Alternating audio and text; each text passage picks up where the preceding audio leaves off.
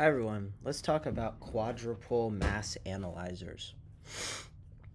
So a quadrupole mass analyzer looks something like this, and it's using a mass spec, and it's actually filtering the ions, but how exactly does this thing work? Well, there's two components. You have these negative quadrupoles, which I have in blue, so these are negative, and you have positive ones as well.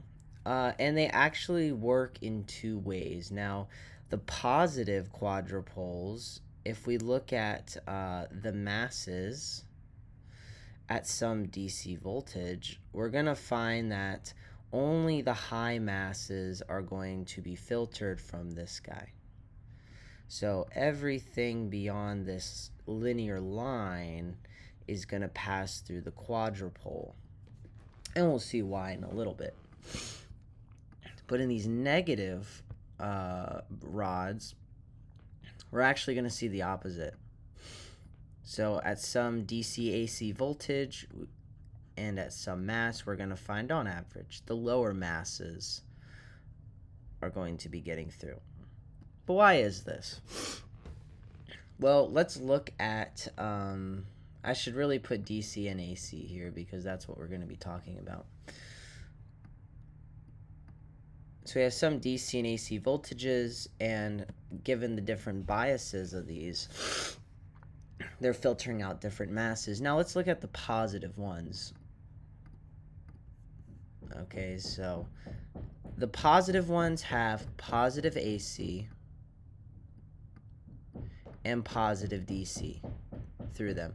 So imagine we have a positive particle trying to go through, let's say, a propane carbocation. Okay. And we have the two quadrupoles looking at this. We typically refer to this as the XY plane filter. So we have an excess of positive charge from the DC current, and it might look something like this. And you might be asking yourself, well, why are you really drawing? Why are you drawing these negative charges? Well, remember what AC current is. It's an oscillating voltage given some time. So it might start at a positive voltage. Now let's say this is 0 here. This little dotted line is 0. Okay. And let's say it oscillates into a negative region. So this is the negative voltage, right? We need to plot voltage. This is negative voltage. And that's why we can kind of simplify our explanation and draw in these very few sparse negative charges on the quadrupole. Okay, and we'll draw the exact same on the bottom, because as it moves at some time, it's going to experience a little bit of a negative charge just due to that AC. Now, the DC portion is constant. So overall, you're really feeling a positive charge, but because of AC, you're feeling a positive charge, but at some points, you're feeling a negative charge. Okay, so let's consider two molecules moving through. Let's consider one with low mass and one with high mass. Remember that high masses have a lot of inertia through an electric field. So if we have like a big fat positive fragment going through the mass spec, it's not going to want to move as much, right? If you remember F equals ma, E makes at any point is giving you a force. That force on a smaller particle will have a greater acceleration than that of a bigger one.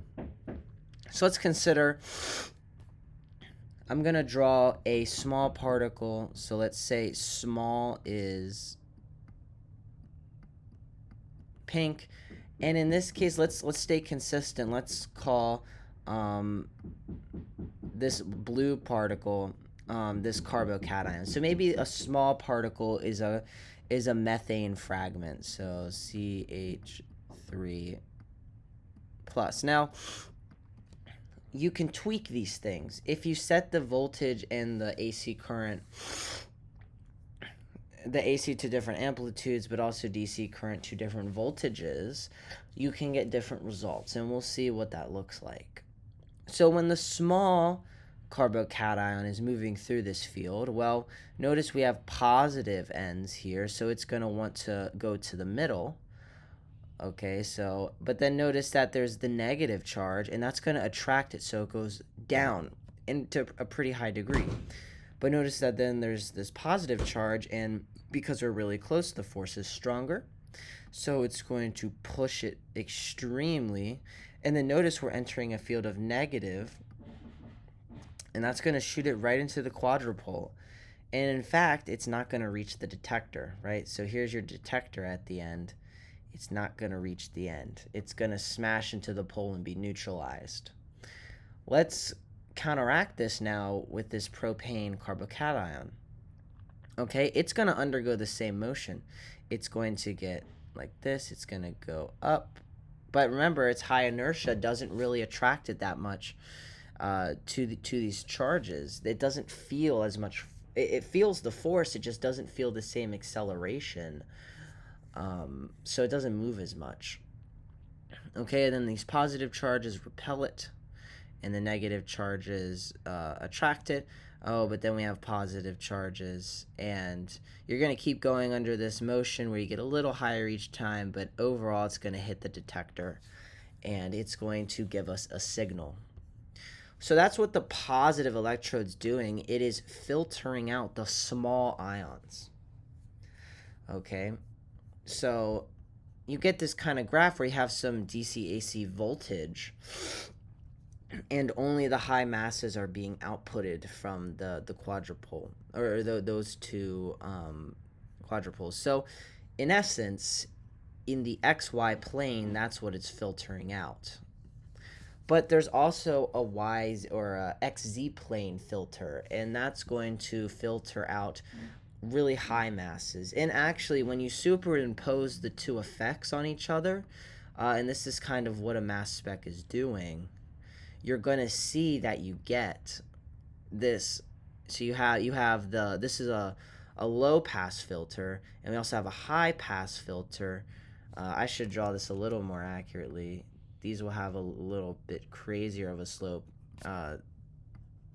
You're going to get this region that you're actually going to pick up, and these masses are going through the detector. And how you can shift this, which we'll see before we get into the negative electrode, is we can increase voltage or we can decrease voltage and shift the triangle.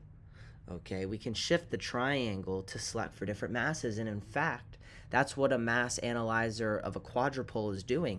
It's going to be tweaking these voltages very slightly throughout time, so when your sample is going through the mass spec, it's picking up those different masses and giving rise to those signals.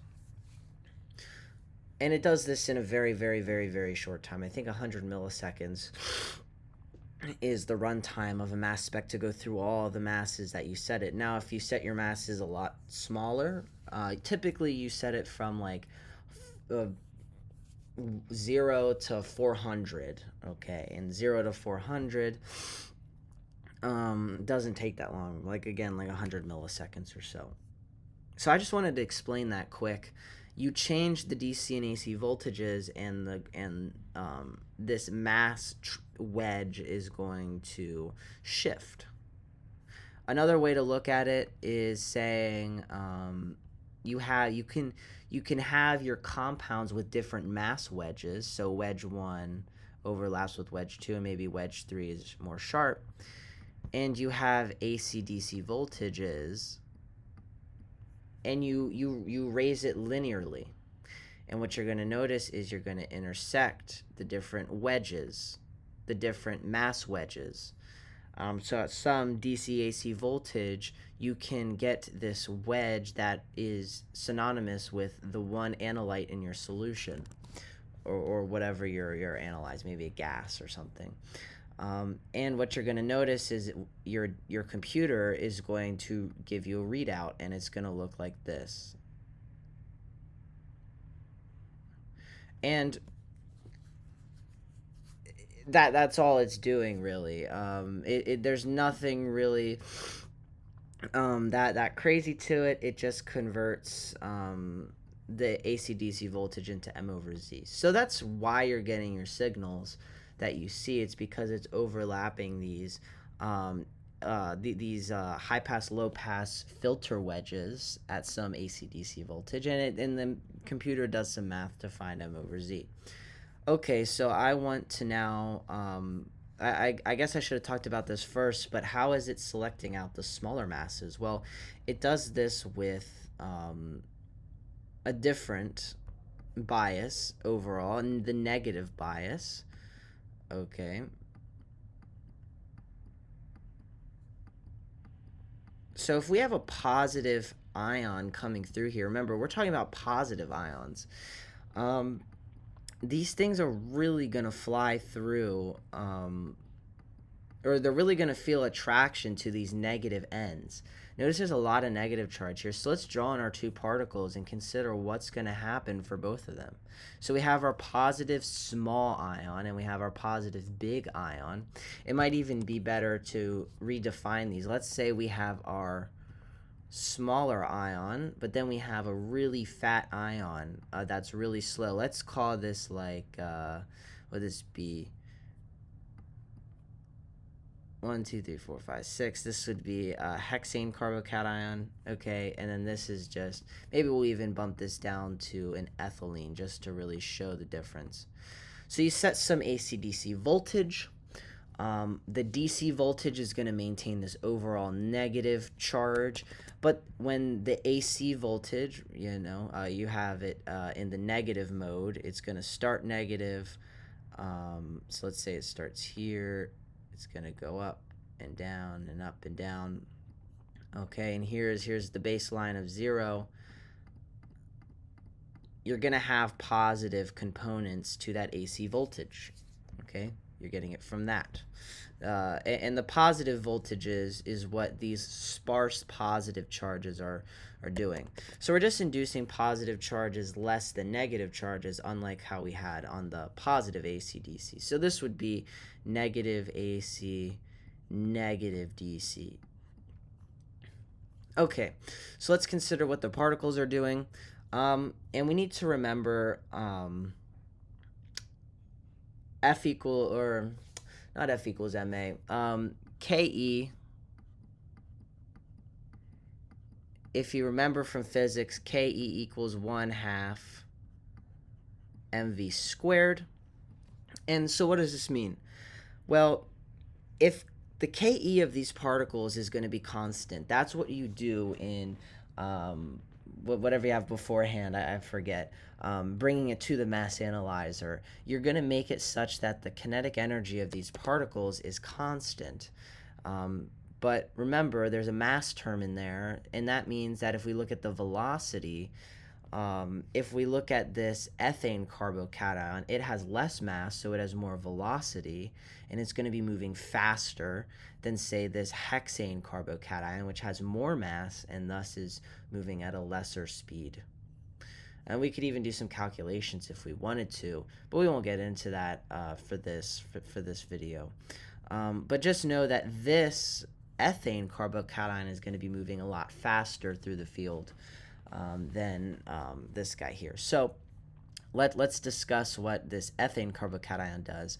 It's going to feel an attraction, but remember, it's going to do this kind of fast. It's going to feel an attraction to the negative charge, but it's moving so fast, and then it hits the positive charge and it goes up, and it hits the negative charge it wants to be attracted.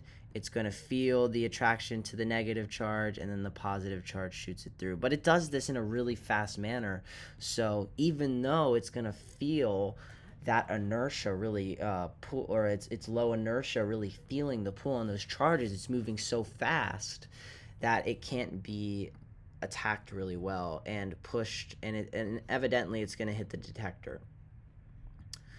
Now, if you have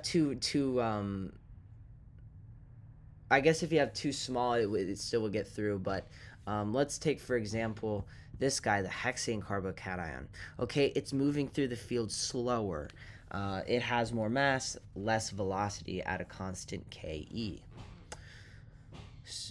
So we have this negative charge. It's going to feel an attraction, so it's going to slightly go up. Remember, it's moving faster. The positive charge is going to repel it, so the negative charge now begins to attract it. It's moving really slow through this field, but notice the positive charge, but oh well, we have the negative charge, and it's going to shoot through and hit the quadrupole, get neutralized, and not end up hitting the detector. So hopefully you can see the difference, right, in the positive bias, where you have positive AC, positive DC. The small ions get trapped, right? But in this one, it's a little different. In negative AC, negative DC quadrupoles, it's the larger masses that are getting selected out at some AC/DC voltage. Now, what you could do is change the AC/DC negative voltage and make this wedge a little different. Okay, and when you shift the positive and negative at the same time, just give them different signs. You're changing where that wedge is, and thus when that M over Z is showing up. So hopefully you get the big picture here. I'm going to zoom out. I always like to do this, of what a quadrupole mass spec is really doing.